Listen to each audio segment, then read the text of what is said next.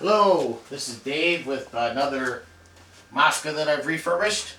This machine is a Mosca ROMP-4 that was manufactured in 2005, serial number 80344. This machine has a 500 millimeter by 400 millimeter arch. That is just a little bit too small for the large mail trays. So for my direct mail customers, bulk mail, this machine, but some of them have these anyways because they also do printing.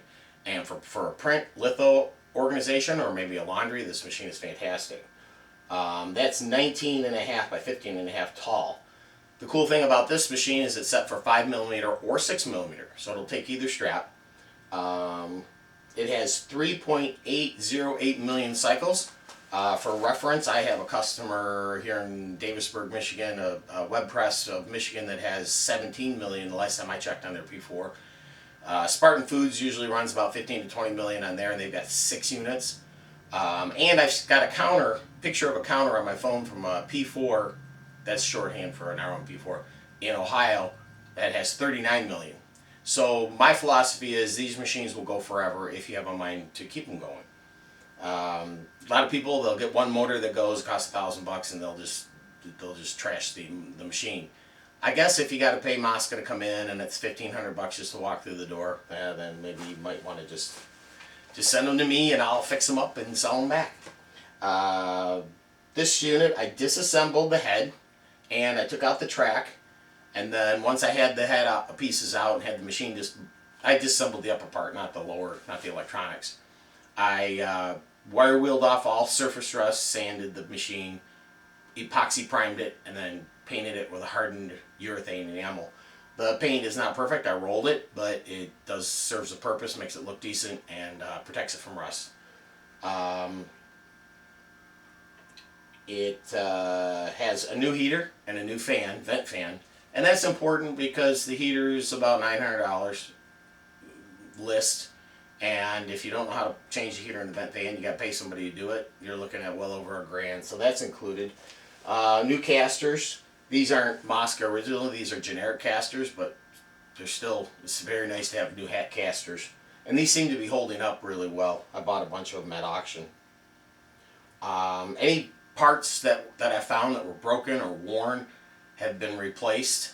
I didn't replace the right gripper, but I replaced the center gripper knife. So it's got a nice sharp center gripper. When I rebuild the head, I replaced the bearing in the camshaft, the tension roller on the brass arm, and then also the pressure rollers, both the accumulator feed right here and then up on the feed wheel. And then there's a big, and I think Mosca gets like $70 for it, a big bearing behind the feed wheel. That's important because when that bearing, it goes both ways, feed, pull back, and when that bearing wears, it'll kill the motor, and that's a $1,000 motor. The other one in the camshaft is really hard to get to. I didn't used to do it until I took one out and it was all crunchy, and I thought, oh, that's going to destroy that motor. And that motor transmission is $1,700. So it's really good to have that all changed. That's common with every machine I do nowadays. The thing about the strapping is, this strapping that I have that's included with the machine is 48 coils of 6 millimeter. It's not perfect strapping, but it's crystal clear, which means it's pure polypropylene. That is like Mosca strap. It's not Mosca strap, but pure polypropylene is sweet because then you don't get all kinds of polyethylene and all the other kinds of plastics that settle on the machine. Plus they have different melt points. Polypropylene has a 470-degree melt point, which is what these machines are set for. So when you use other plastics, it doesn't work so good. So what happens is, I'm going to show you there's one thing, the strapping isn't perfect, and I'm going to show you what you got to do when you run out of strap.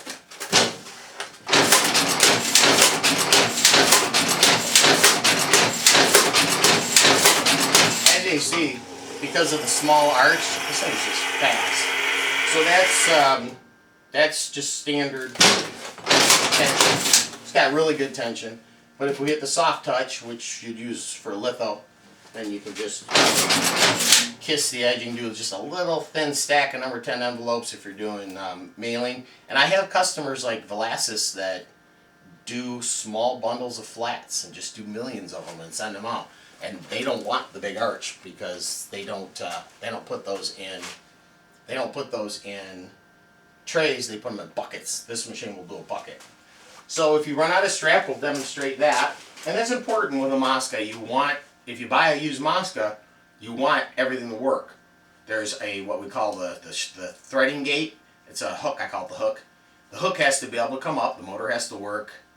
The sensor up here has to be loose and working. And everything has to be copacetic or the machine won't auto feed. I'll have places where I'll go in and I know the machine hasn't auto fed in a long time. I'll say, "Do you guys use the auto feed?" They'll say, "What's that?" I show them. They're like, "Oh man, we always take the plastic cover off and feed it up from below." I'm thinking, oh my gosh, what a pain. So when you reach the end of the reel,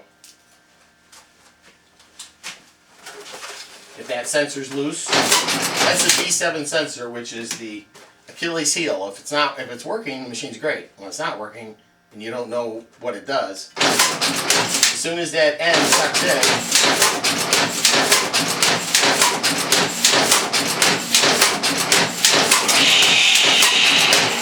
we'll go a few more, and then it shoots out everything that's in the machine to clear it all out. And at that point, you go to your supply of strap. Isn't that a lovely sound? This has the rubber discs on here, so you don't need the cardboard. So what you would do, and I'm going to demonstrate without opening up another reel, because once you open them up and the strap's missing, they get messed up. This strapping was moved 1,000,000 times from the previous owner before I got it, and the strap was just on the pallet just doing this. So it's got these little scuff marks. I like to get rid of those because they have fuzzies and I don't want those in my machine. So you go ahead and cut the strap, remove the plastic. There's a thin plastic on here. Remove the plastic. And you kind of have to be careful, but you're not going to ruin it, because I'm going to also show you how to fix a reel if you have a reel in your shop that's bad. You'll have the fuzzy here, and you just go like this. And just let the strap, you notice I got my fingers here and I'm holding in case the cardboard's not tight, I'm holding the cardboard and everything together. And just let the strap come off until it's nice and clean. It'll just come off like that. Don't worry about that because, hey, it's a free strap. So I like to let it wait and get it in the middle, because if you get it on the edge, it could fall off. And then that causes problems. If you wait to put it on when it's in the center, and just carefully take it like this, put it on the machine. You gotta be careful not to bump it, because if I bump the edge, then I'm gonna have to hold it there for a minute and get rid of a ton more strap. I don't want to do that. That is all you have to do to clean up that strap. Now strap, my 6mm Mosca, it sells for like $100 a reel. 90 some bucks a reel if they buy quantity. Mosca suggests that instead of a knife, use a pair of scissors to cut this edge. Makes it easier to feed through. So I'm going to bring the strap up like this. Try to make sure that there's no twists in it.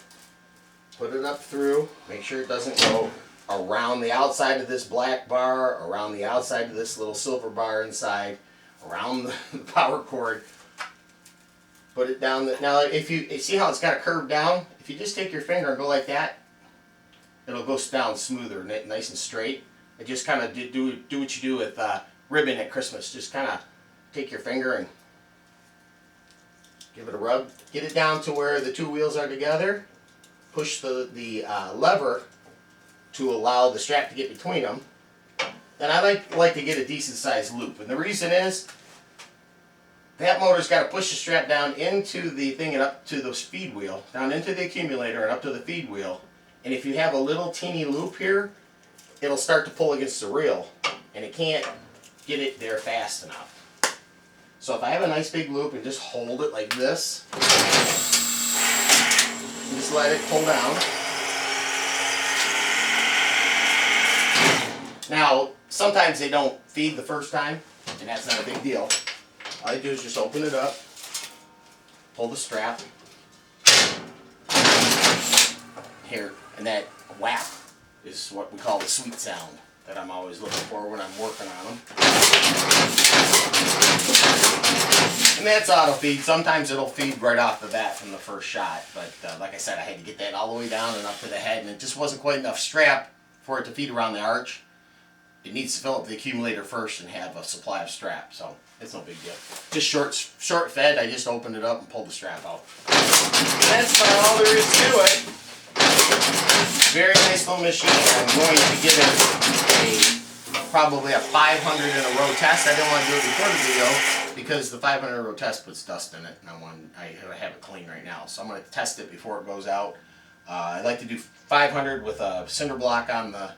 I put a board and a block on it, cement block, and I just let it run until I count 500. No, it does 30 in a minute, 35 in a minute. So I just go like 15 minutes, just let it run. So that's the long and tall of it. If you want to give me a call, my phone number is in the description. I'll be glad to answer any questions. I have some other Moscas. I got 2 P6s and a P2 that I do combine for discounts. Usually I'll cover the shipping or something. So thanks for viewing.